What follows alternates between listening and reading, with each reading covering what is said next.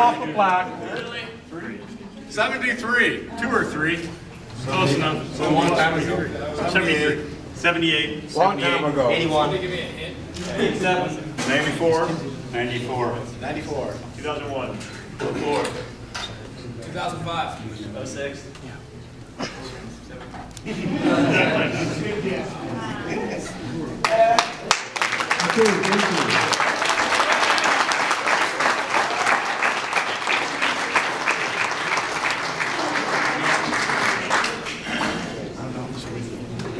I think he goes there. Well, let's get the plaque and see what we got.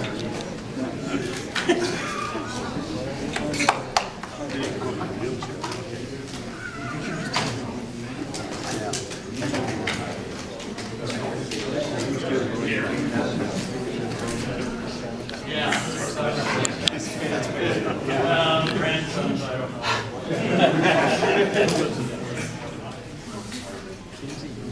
Thank you, guys. Okay, Jordan, you stay right there, please. We have some representatives here from the Pacific Harbors Council, the District Executive, Mr. Jim Blankenship, and who else is here? My name's Mike Keel. There's more. Okay, would everybody who's representing the Pacific Harbors Council please come down? We have a presentation for George. If you're here from the Pacific Harbors Council,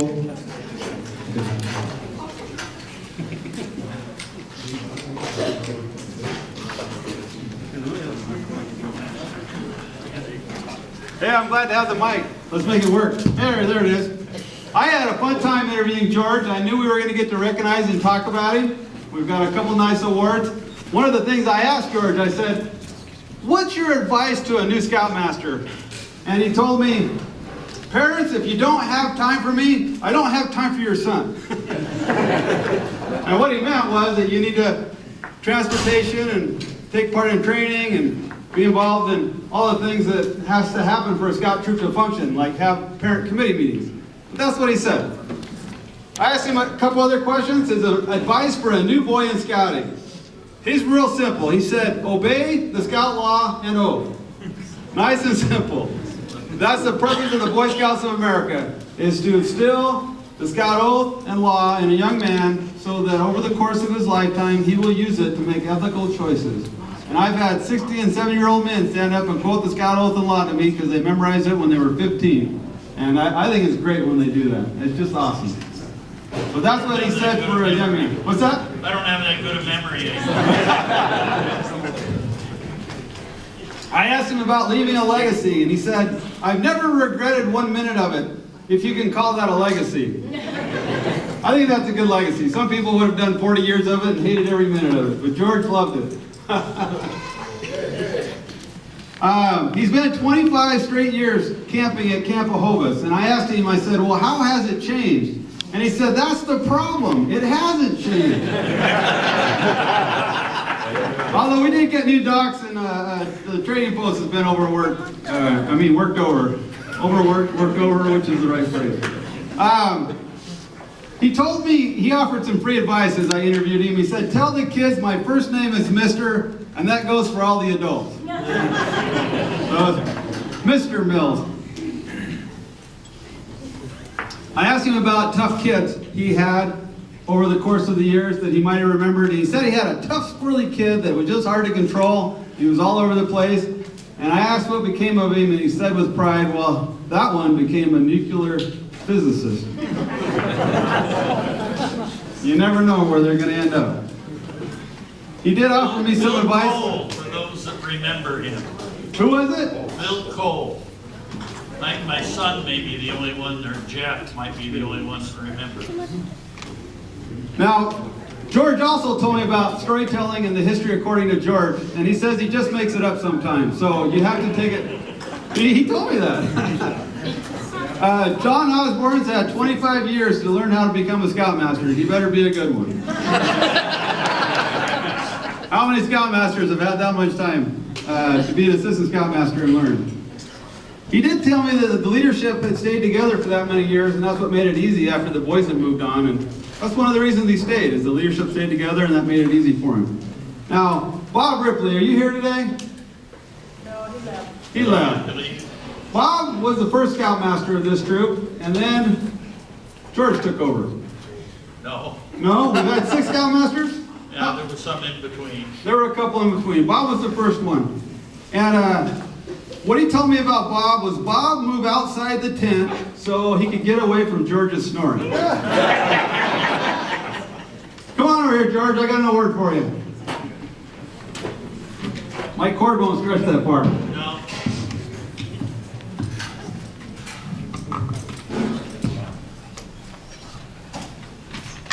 Well, I've got a century plaque for him. He's not quite a century-year-old, but we hope he lives that long. And he's been in scouting for a lot longer than most of us. I also got him a patch.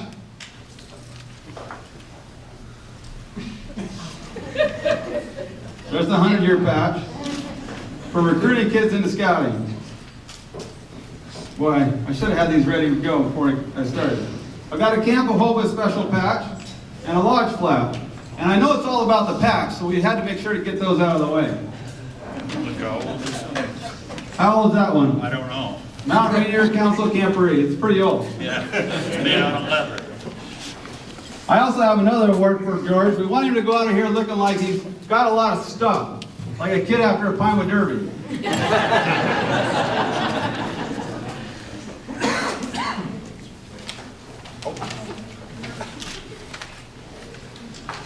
So that's the Pacific Harbor's Fellowship Medallion, and I think it looks good on him.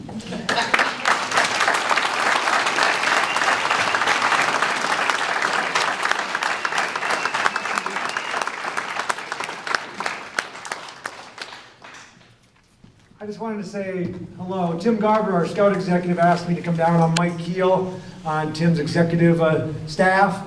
Tim wrote a quick letter here that's on this little present that we're giving to George. I want everyone to know that Tim is out training and preparing to help with another 100 years of scouting. Actually, he's at Texas for the next 3 days getting some more education. He kind of refers that in this letter for George. This is the last letter from the desk of Timothy L. Garber, Scout Executive. Dear George Mills, he didn't know about the Mr. part, I'll tell him. We're proud to have you affiliated with the Pacific Harbors Council of Boy Scouts of America. Your 40-plus years of service as a Scoutmaster shows your love and devotion to scouting. I know that it is without saying, but you have touched the lives of hundreds of boys. I am sorry I'm not able to attend tonight. I am participating in a training to learn how to carry out and continue on for the next 100 years of scouting. Please accept my deepest congratulations and thanks. Timothy L. Garber.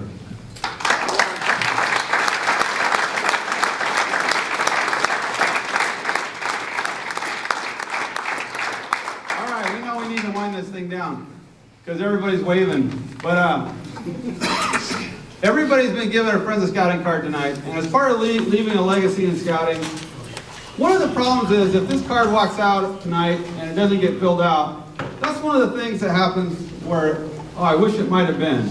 You've got a card, you've got a chance to make a pledge. If we take what we spend on scouting every year in our council and divide it by the number of boys, it's $200 a family, and that's the suggested gift.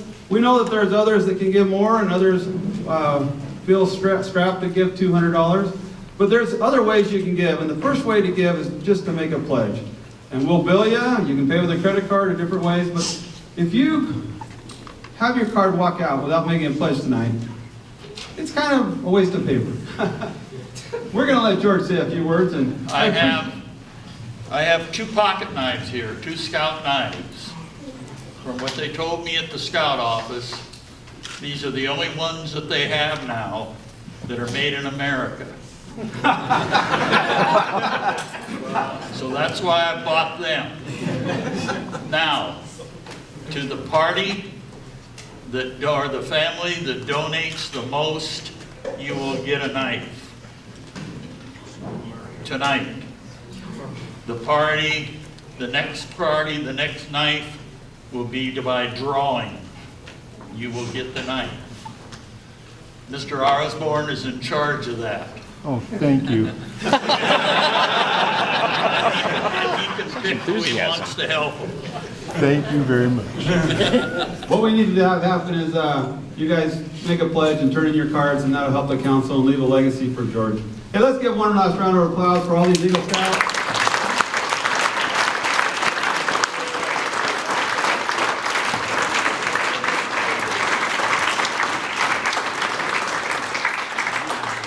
Before you all sit down, Mr. Jeff Orr would like to make a presentation also to George.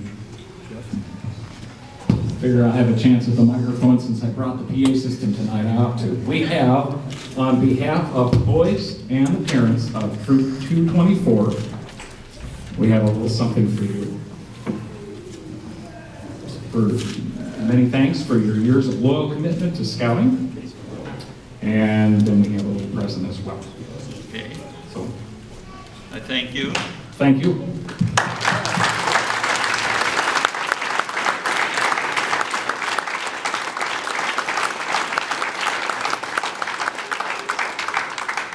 There's a couple other people who I would like to introduce before you all go. And one is Gene Wigman. Would you please come up here?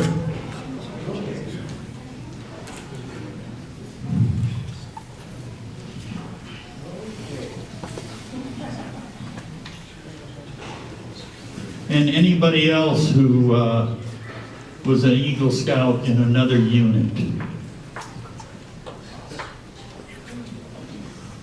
That includes you, Jack Osborne, wherever you are.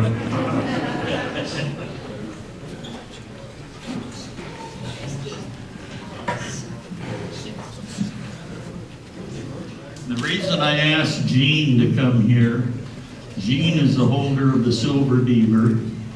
He is also what's called a distinguished Eagle Scout. In other words, he has gone one step further than a normal Eagle Scout. And his son was in the troop. Right there behind him. And this guy here is our head of the institution. And he was an Eagle Scout. Now I know, where's Smitty? Can you get up, Smitty, or are you getting as old as me? Getting there, George. Smitty is also a Silver Beaver recipient. There's very few of us. And is there anybody else here who holds the Silver Beaver? Yes. Oh yeah, I forgot.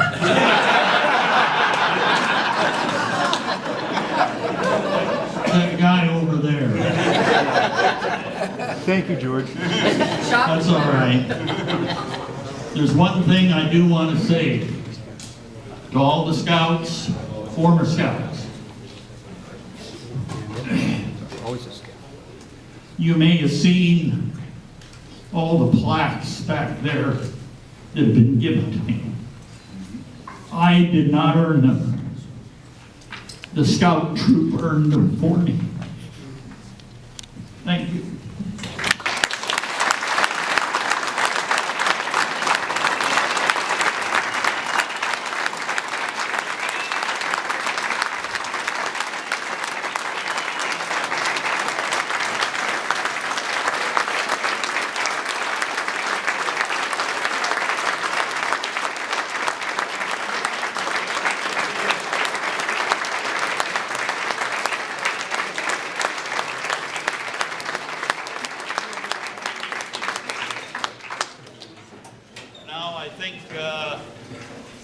Somebody wanted me and somebody else and